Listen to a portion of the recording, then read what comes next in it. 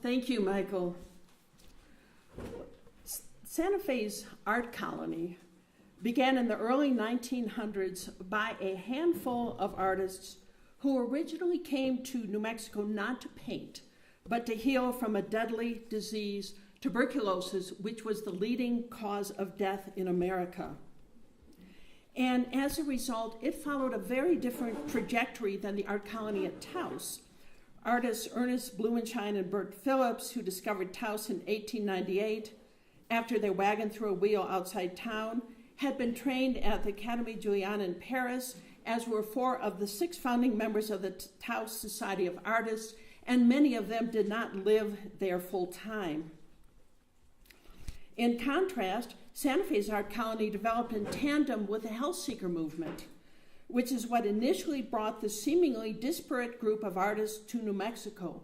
They grew up in different parts of the country, attended different art schools, and had different careers.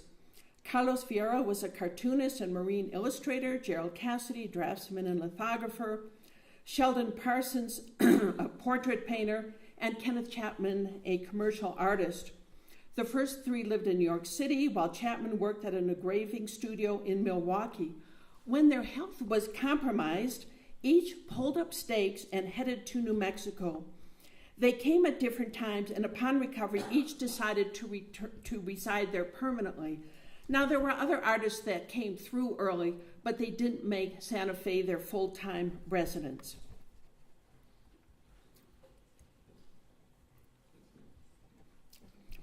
In fact, all 4 took up permanent residence in Santa Fe, which was a town of scarcely 5,000 people at the time.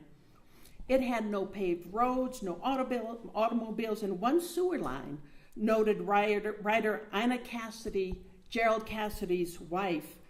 And she said a passenger could ride all over town in a horse-drawn taxi for a quarter, which probably wasn't a very long trip. But these artists did stay here, and others would follow, many of them health seekers as well. And by the 1920s, notes one historian, an estimated 1/3 of Santa Fe's artists and intellectuals originally came to recover from tuberculosis or from some other respiratory ailments. And this impacted the art produced by these artists, who in turn influenced the local art traditions they encountered, including that of the neighboring pueblos, which had a very rich art tradition. To understand why these artists came and why they stayed, it's necessary to take a brief look at tuberculosis and also the socioeconomic climate of New Mexico and Santa Fe at the time. This talk is not about the fine points of New Mexico modernism, which I understand will be addressed tonight at a talk at the George O'Keeffe Museum, but it's about the backstory that really helped determine its trajectory. Now, if you developed a persistent cough, irritation in the throat, pains in the chest, and racing pulse, the diagnosis would likely be consumption or pulmonary TB. And the degree of severity would depend on whether you had a fever, a cough producing sputum, especially if you were coughing up blood. And one of the aspects of this disease is that acute attacks often alternate with periods of remission.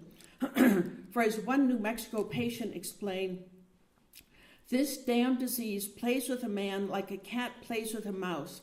It grabs him and lets him go and grabs him again instead of killing him outright.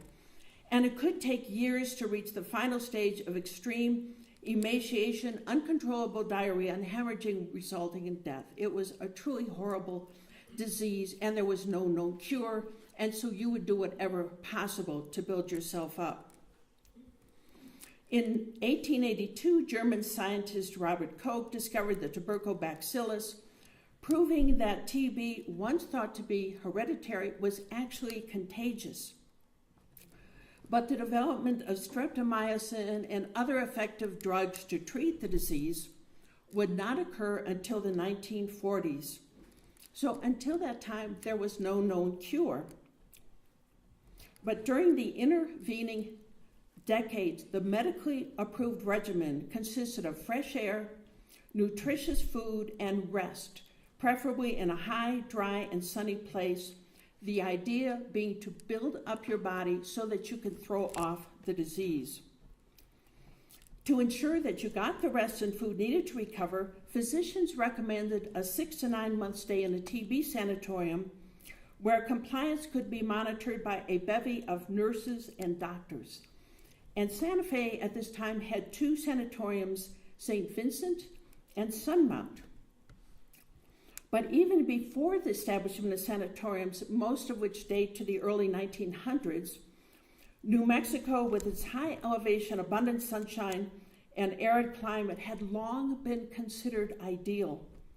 With the arrival of the railroad in 1880, it was finally accessible. And that year, New Mexico officials established a Bureau of Immigration, which wasted no time in advertising the territory's healing climate as a way to promote New Mexico during its long struggle for statehood. They were trying to get health seekers to come out here. They didn't care if you were sick. What mattered to them was that you were, quote, American and could change the demographics, which might make New Mexico more acceptable to Congress. Now, the fact that TB would prove to be contagious initially raised little concern. For New Mexico, officials said, well, the bacteria doesn't thrive at an altitude over 5,000 feet, so I think we're okay. New Mexico's salubrious climate was also endorsed nationally by organizations such as the American Climatological Association. And at an altitude of 7,000 feet, Santa Fe had a very marketable resource. And city officials soon began touting the city's therapeutic properties through the publication of pamphlets, which described the city as the queen of health resorts and the world's only sanitarium. Just think if we had cars back then, that could have been on our license plate. A pamphlet dating around 1892 described Santa Fe as having the most equable climate in the world, continuous sunshine, and not a single wind or sandstorm during the year. Local officials hoped this would reverse Santa Fe's economic decline, which had begun in 1880 when the main track of the Atchison-Topeka-Santa Fe Railroad bypassed the city. By this time, the Santa Fe Trail had ended, and during the next 30 years, Santa Fe's population declined from 7,000 to barely 5,000 in 1910. To attract health seekers and to promote development, Santa Fe officials decided it needed to update the city's look. Now remember, General Sherman had recently advised a largely Hispanic audience, if you want to be American, you must get rid of your burros, goats, and adobe houses. Yankees don't like those. The editor of the Las Vegas Optic in 1880 wrote, there are but 3 ancient things in the world, the camel, the date palm, and Santa Fe. All else is modern. So Santa Fe launched a campaign to modernize its buildings.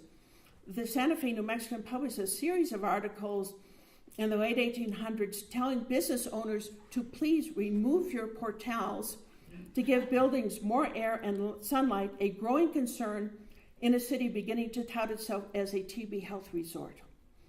In short, Santa Fe welcomed health seekers and especially its artists whose art officials believed would attract others as well.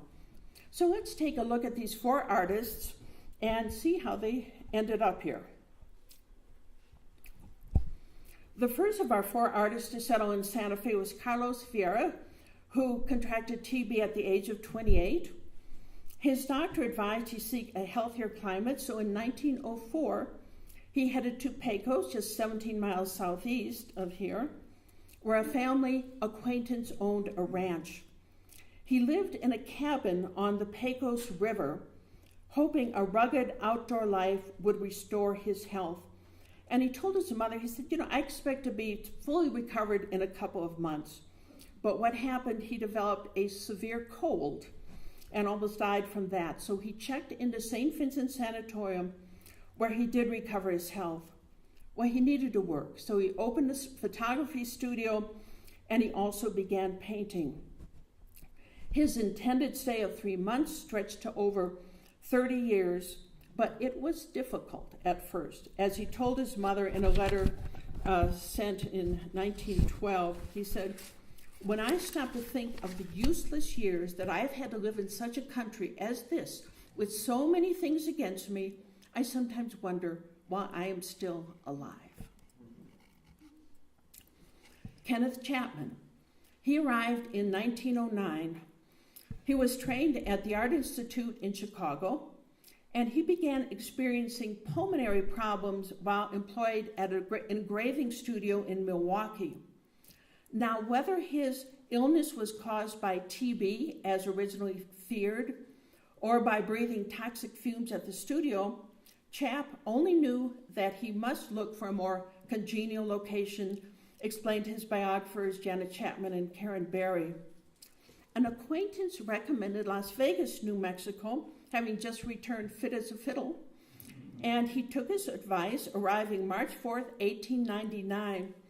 And this move proved very beneficial because Chapman not only recovered his health, he met Edgar Lee Huitt, who was then president of New Mexico Normal University, who offered him a job teaching art. A decade later, Huitt, now director of the School of American Archaeology, which is the predecessor of SAR here, and the Museum of New Mexico, hired Chapman as secretary and illustrator. Chapman would spend the rest of his life in Santa Fe. And then we have Gerald Cassidy. When he was 30, he was diagnosed with TB and given 6 months to live. He was sent to a sanatorium in Albuquerque, and it saved his life and changed the direction of his art. For during his recovery, he began painting portraits of Native Americans and the surrounding landscape. When his condition improved, he moved to Denver, where he thought he had a better chance of getting work, and he found a job as a lithographer. While he was there, he married writer Ina Sizer Davis, who encouraged him to pursue a career as a painter. Searching for a suitable place to live, they visited Santa Fe in 1912 and decided to make it their permanent base as, quote, it was near a telegraph, a railroad, and in a community with subjects to sketch. 3 years later, he bought a house on Canyon Road, becoming the first Anglo artist to reside in what would become a thriving art district. And then we have Sheldon Parsons. He arrived in 1913, accompanied by his 12-year-old daughter, Sarah. He was a successful portrait painter in New York. He painted the portraits of President McKinley and other notables, and contracted TB while he was working there. After a period of remission, the disease flared up again shortly after the death of his wife in 1913. But Parsons and his daughter were en route to San Francisco, where he had a mural commission, when he suffered a relapse. By the time the train reached Denver, he could not function anymore. He got off the train, got a doctor, stayed there for a couple of months, and the doctor finally said, you need to go to a high, dry climate. I would advise Santa Fe. And so he came. And the community here welcomed them. They found them a 2-room apartment off the plaza. They bought paintings so that they would have money to live on. And later they became caretakers of the Cassidy's home on Canyon Road. After a lengthy convalescence, he resumed his career as an artist, but Santa Fe had totally changed the direction of his art. He produced an impressive volume of landscape paintings, for as an article in the January 1917 issue of El Palacio explained, Mr. Parsons is convinced that New Mexico landscapes have the most individual character of any in the world. Now, upon recovery, each of these artists could have returned home, but all 4 chose to remain here. And one of the factors was a fear of relapse. Doctors promulgated this belief that if you were healed in New Mexico, you needed to stay in the climate where you recovered your health. And that was certainly a factor for Chapman, who explained, quote, "I have regained my health in New Mexico, and experience had taught me not to risk leaving the Southwest." But there was another reason they all stayed here. And that had to do with Edgar Lee Huitt, founding director of the School of American Archaeology, again, our founding director of SAR today, and the Museum of New Mexico, because he offered them jobs and he also offered them a place to exhibit their paintings. In fact, TB had brought Huitt to New Mexico as well. He was an educator from Illinois. He was teaching in Colorado when his wife, Cora, became ill. Hoping that sunlight and open air would cure her TB, this was kind of the approved regimen. It sounds a little rough when you think about it today. He put her in the back of a horse-drawn cab wagon and spent summers touring the West. He loved New Mexico, and in 1898 became the first president of New Mexico Normal University, today we know as Highlands. But shortly after his 5-year contract ended, Cora died of TB. So by this time, Huitt had developed a passion for Southwest archaeology, which led to a doctorate at the University of Geneva and the founding of the School of American Archaeology in 1907 and the Museum of New Mexico in 1909 in Santa Fe.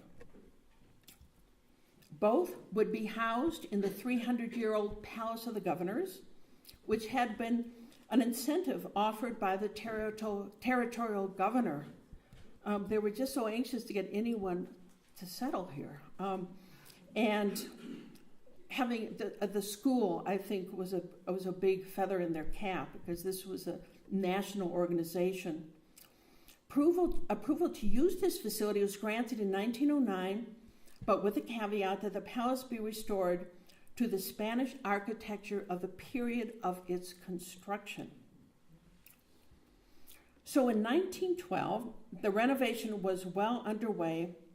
New Mexico had finally achieved statehood, but Santa Fe was still in an economic slump. So to address this problem, the mayor created a planning board run by the Chamber of Commerce, which solicited help from Huitt and staff member Sylvanus Morley. And what they recommended, they said, what you need to do is to stress Santa Fe's unique heritage, and the best way to do this is through your unique Spanish Pueblo-style architecture. This was a really hard sell because they had just spent all that time tearing down the portals and building Second and French Empire buildings. But what convinced the Chamber of Commerce was the beautiful restoration of the Palace of the Governors, completed in 1913 with its Spanish Pueblo-style portals. So you might want to think of putting your portals back now. So city officials began promoting Santa Fe-style architecture as part of its city plan. But by this time, Huitt was spending a considerable amount of time in San Diego as director of exhibits for the 1915 Panama, California exhibition. Our 4 Santa Fe artists who have come here because of respiratory illness would all become involved in this project. Inspired by Santa Fe city plan, Huitt proposed erecting a New Mexico building at the fair based on traditional architecture. So how should this be designed? Well, to determine this, board member Frank Springer commissioned Carlos Vierra to photograph mission churches at each pueblo and create paintings from them, which he did.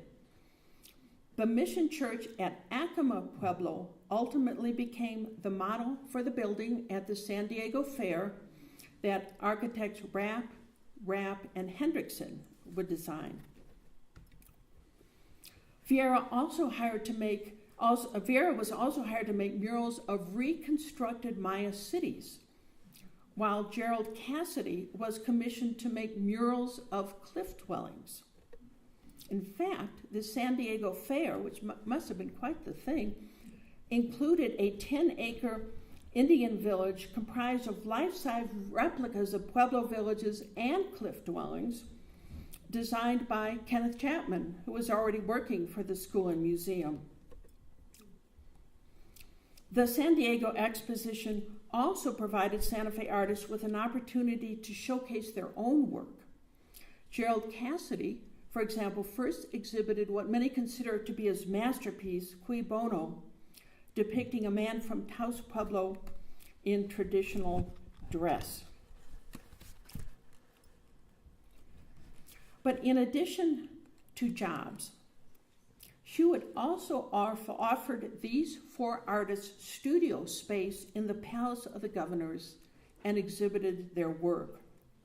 And this was no small incentive to them. In fact, in 1915, he hosted the first annual Santa Fe Artists Exhibition in the Palace, which featured the work of all 4 of them, Parsons, Vierra, Cassidy, and Chapman. Now you might wonder, and I certainly did when I was researching this, is what on earth does this have to do with the mission of the School of American Archaeology, or even the mission of the museum, which is very focused on archaeological displays? Well, Huitt had an explanation which he provided to the board. He said, quote, "We find that from the peoples of the past, it is mainly their fine arts that have survived. Art is the great, lasting, self-revealing activity of life. Through it, we transmit our spiritual power through the ages." And he continues, "The artists who are painting here are just as truly researchers as are the scientists. They are seeking new truths, experimenting in human expression, offering new opinions, testing new evidences, recording cultural advancement." And I do need to point out that SAR today has both components. We have the scholars, the anthropologists, and people from related fields doing research, and we also have a huge art component. It stems from this period. But there was another reason as well. Huitt was very much a proponent of economic development. He wanted to promote Santa Fe. He was a promoter at heart. And he believed that beautiful paintings of landscapes, historic churches, and picturesque people would encourage tourism and bring people to Santa Fe. So that was kind of his definition of art. But he also invited prominent artists to come to Santa Fe. In 1916, he announced that 18 exhibitions had been held and that studio space had been provided to Robert Henry, Paul Berlin, Warren Rollins, and William Penhallow Henderson. Now, Henderson had just arrived from Chicago with his ailing wife, poet Alice Corbin Henderson, who was immediately admitted to Sunmount Sanatorium. Now, given the number of artists and the volume of donated work, because every time they would exhibit, they would donate a painting, the Palace of the Governors was running out of room. So, what Santa Fe needs, says Huitt, is a fine arts museum, and at his instigation, the New Mexico legislature appropriated $30,000, and board member Frank Springer provided the required match, which enabled Huitt to acquire property across the street from the palace. So what about the design for this building? Well, he modeled it after the New Mexico building at the San Diego Exposition. He hired the same architects, and construction was soon underway. Plans included an auditorium showcasing murals depicting Spanish colonial history. In fact, he hired a young artist named Donald Beauregard to design these murals. But Beauregard died before they were finished. So Carlos Vierra and Kenneth Chapman were assigned the task of completing them.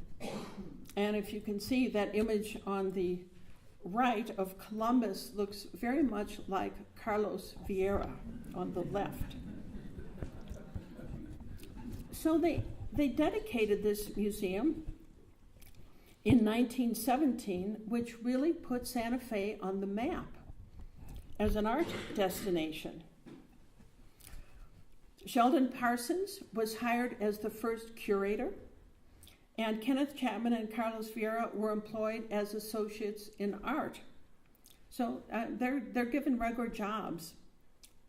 And by this time, Santa Fe's first artists had not only recovered their health, they had provided the foundation for a growing art community, but in their process, their own careers changed considerably. Carlos Vierra, who, remember, has gone all around photographing and painting pictures of the mission churches, became a major proponent of Spanish Pueblo Revival style architecture. And in 1918, he began construction of what some consider the first private home built in that style. Vierra is Portuguese speaking, and I believe so is this other gentleman, and he mentored him. He mentored John Gaumim, another health seeker, an engineer by training, who arrived at Sunmount Sanatorium in 1920. And Vierra shared his paintings, he shared all of his photographs after John Gaumim launched his career. And while he was a patient at Sunmount, that is where he developed a fascination for Spanish Pueblo-style architecture, and of course would later become one of New Mexico's leading architects. Then we have Kenneth Chapman, who becomes increasingly interested in Pueblo pottery, which he would work to revive, and he became one of the country's leading experts. To promote Indian art in 1919, he, together with Huitt, established the Southwest Indian Fair, which was the precursor to Indian Market. In 1925, he helped establish the Indian Arts Fund, an organization designed to collect, preserve, and promote Southwest Indian art. And he served as curator of that collection after it was housed in the Laboratory of Anthropology. In fact, he played a major role in founding of the Laboratory of Anthropology, which opened in 1931. He was the one that wrote the grant to John D. Rockefeller, who initially funded and supported it. And Chapman would later serve as acting director. So things are going along well for the artists. They're going along well for Huitt, but things are about to change. The immediate post-war period brings an influx of artists and writers. Many of them are coming from the industrial cities in the East, seeking the more authentic life that Santa Fe seemed to offer. Others came to heal, some came to do both. This new group of health seekers included Arthur Musgrave from England and Will Schuster from Philadelphia, both of whom had contracted TB during the war. Arriving in 1920, Schuster had been an efficiency engineer at a publishing company, but he had been an artist by avocation, and so after recovering his health, he wanted to pursue art full time. And in November 1921, Schuster, together with Joseph Bacos, Fremont Ellis, Walter Mook, and Willard Nash, presented a successful exhibition at the Museum of Fine Arts and quickly formed a loose coalition known as Los Cinco Pintores. Before the group dissolved in 1926, they became known as much for their, quote, Bohemian antics as for their art. It was a very colorful time. And Theodore Van Solen, who sought healing on a ranch near San Mateo, New Mexico, arrived in 1923, his art reflecting that experience. Now, up to this time, Huitt has considered himself the cultural arbiter of Santa Fe. But suddenly he finds his position challenged by these newly arrived artists and writers who resent his taking charge of everything. Up through the 1920s, mid-1920s, Huitt, in fact, was in charge of the Santa Fe Fiesta, which the art community was finding increasingly intolerable. They objected to his use of professional pageants and paid performances to promote the city. You had to pay to go to these performances, but then he didn't have a budget either. They basically didn't like his overbearing attitude, and they called him El Toro. They also didn't like Huitt's response when the Santa Fe New Mexican, owned by his nemesis Bronson Cunning, attacked the Fine Arts Museum, acquainting its exhibits of modernist painting with Bolshevism, while publicly defending his open-door policy. The attacks continued, and in 1928, he eliminated curator Sheldon Parsons' position, citing budgetary constraints, but nobody believed that was the reason. And Sheldon Parsons, in fact, didn't like these paintings any more than probably the New Mexican, but he supported the open-door policy. And in truth, I don't think Huitt was really appreciating this art scene that was developing during the 20s. He did not like what he called the ultra-modernists. By the mid-1920s, aesthetic modernism, social realism, and Bohemian experimentation had become increasingly common. This painting by John Sloan, who had become a summer resident in 1919, was a far cry from the romanticized images favored by Huitt. This doesn't exactly conform with his definition of art. Now, and some claim that these two women here seem a little tipsy, which brings up another issue. In many respects, Huitt was a fine, upstanding Victorian gentleman. He could be fun as long as he was in charge of that fun. But basically, he was not a good fit for the art scene that emerged during the 1920s in Santa Fe, because what is going on at this time? What's happening in the 20s? We have prohibition, and which we were the 26th state to go dry, October 1st, 1918. It continues until 1933. This didn't really seem to bother the artists at all, for they would just say prohibition is better than no alcohol at all. But it was also a time of fabulous parties. A lot of them took place in this room that you're sitting in. This was the living room of the home of Elizabeth and Martha White. They called their estate El Delirio, and they built this estate in the 1920s. They were very much patrons of the arts. They were members of the Indian Arts Fund, and they gave fabulous parties. And I did not see Huitt's name on any invitation list of any party they ever gave in this room. He was not part of the scene. So Huitt, at this time, he always had a way of saying when things got too hot, he would say, well, it's time for me to focus on my archaeology. And so about 1927, he becomes chair of the anthropology department at UNM and begins conducting field schools at Jemez and Chaco. So that artists and writers, they can have fiesta in their art, and so he has moved on. Now, this had consequences because the museum and SAR had long served as the cultural hub of Santa Fe.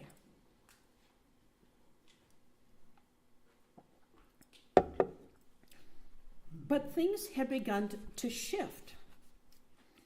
And according to a longtime staff member of the school, Wayne Mosey, who later would become its acting director of both the school and museum, he said, yeah, you know what the cultural hub of Santa Fe became during this period in the 20s? Sunmount Sanatorium, where he had been a patient. So let's take a look at that.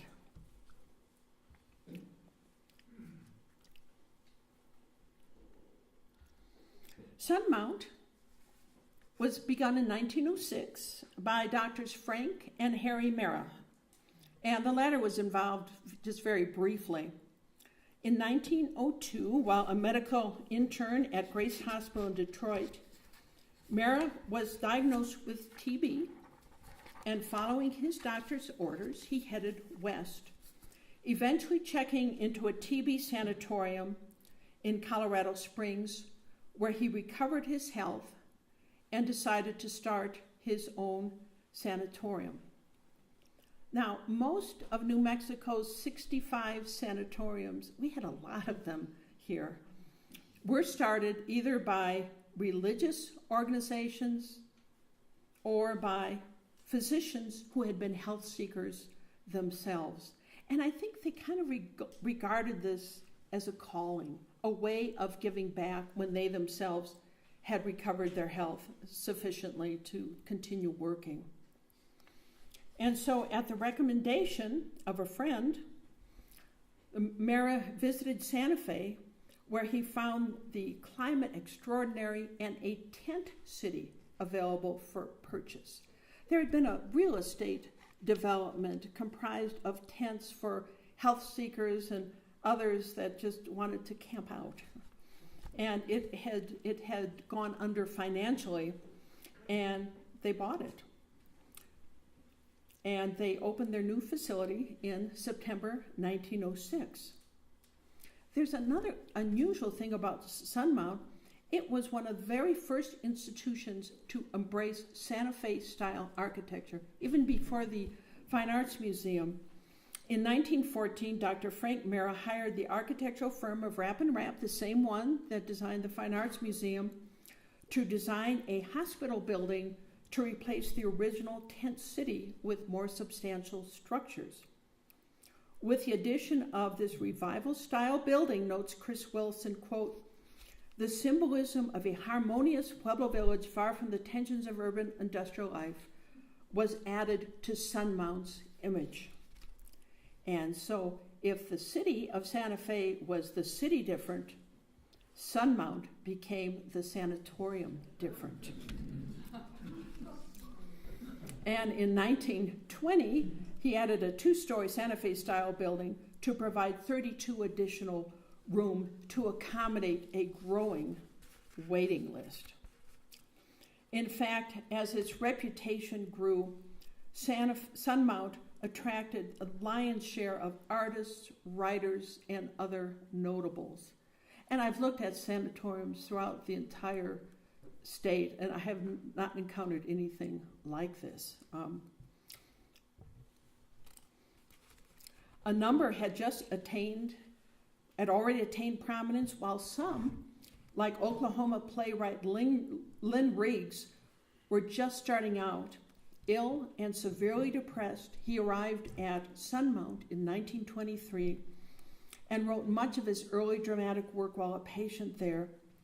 Unable to pay for his treatment, when his Broadway play, Green Grow the Lilacs, proved successful, he returned to Sunmount, paid his debt, and the play became the basis of the hit musical, Oklahoma.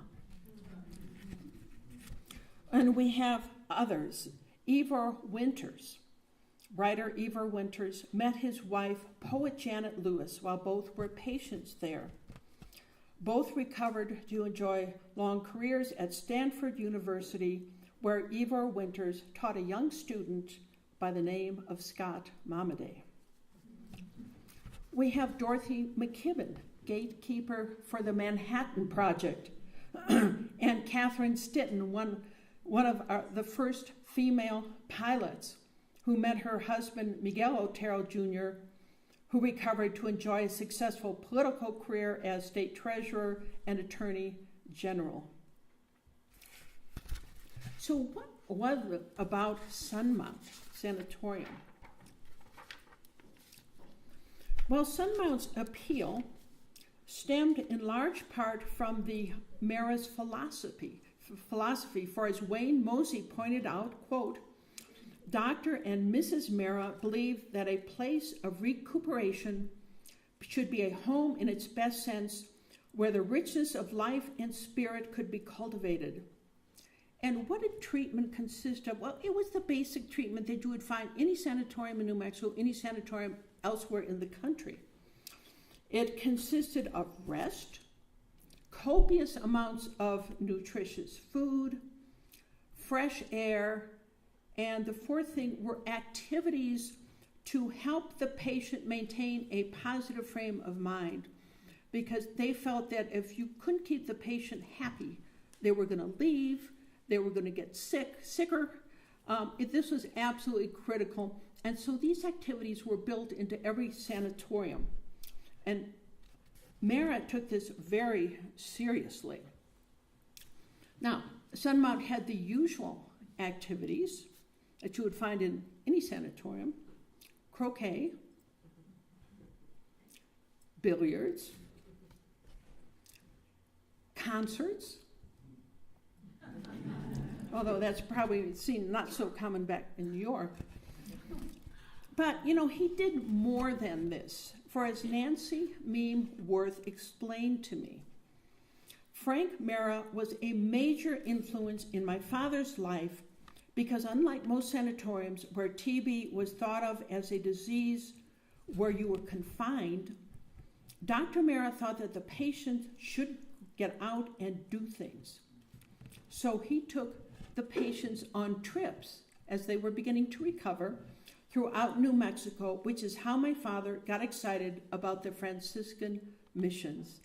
And that inspired him to get training in architecture, and of course you know the rest of that story. But also visiting writers, explorers, lecturers, and actors were encouraged to perform at Sunmount. And this was not just for the patients. They also invited the community to attend these presentations. Patients and guests enjoyed talks by Mayan archaeologist Sylvanus Morley, noted author Rourke Bradford, whose wife Lydia was at Sunmount, read from Green Pastures on the occasion of its New York premiere, and Robert J. Flaherty, pioneering film Nanook of the North, who probably you've heard of, was shown at Sunmount before it was aired more broadly. Patients and guests also flocked to poetry readings by Vachel Lindsay and Carl Sandburg.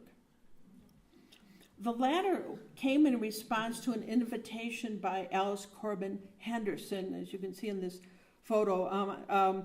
She's at a party here. That's why she's dressed like this.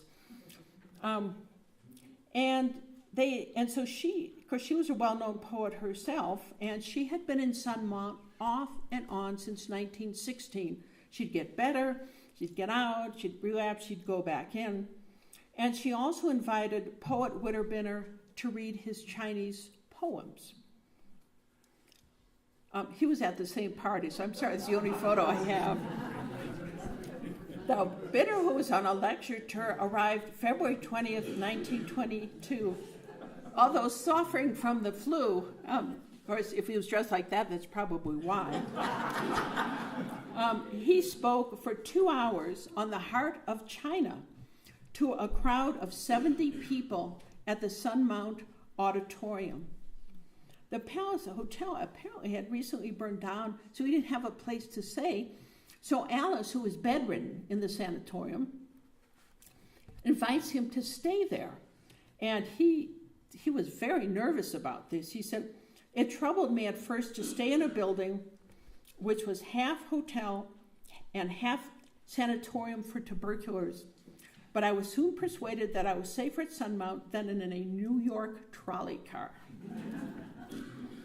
And Alice Corbin's room, perhaps purposely, was opposite the doctor's office. She was not only a bed patient, she was under strict watch as to care and diet. But, of course, Mara is not there every second. You know, he goes out to movies and out and about, and when Mara would leave, Winter said now and then we would enjoy in our coffee cups a fill or two of Taos Lightning, that fiery corn whiskey which we would keg rolled in the backs of our cars. He mentioned another occasion where they're all doing some wild dance called the Fibla, and then Mara returned from his movie, and he said, nobody died, so I guess it was okay.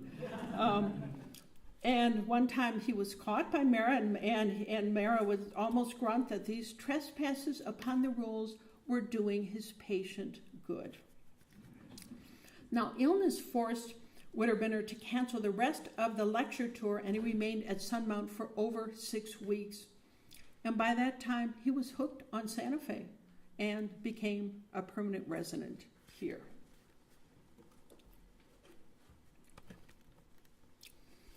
Sunmount patients also wrote and produced their own plays. In December 1921, the Sunmount Players presented 2 one-act plays, Dust of the Road and Medicine Show, and invited fellow patients and guests to attend the show. And it got rave reviews in the Santa Fe New Mexican, and the stage director was none other than John Gaumee.